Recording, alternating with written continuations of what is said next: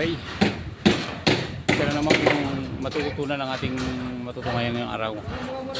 Nakikita niyo to, yung steel deck natin. Bakit natin nilo-lowered to? Ibig sabihin yung elevation, ang level kasi dito, para hindi pumasok yung tubig.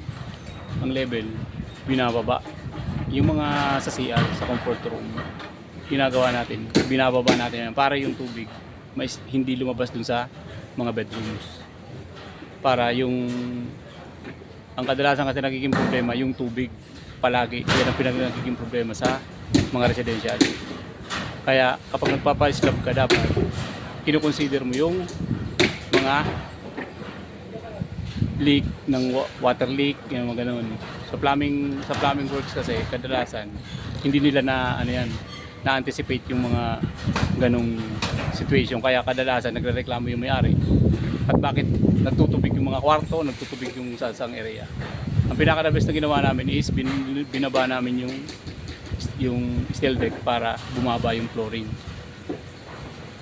Isa naman kalaman ng ating natutunan ngayong araw.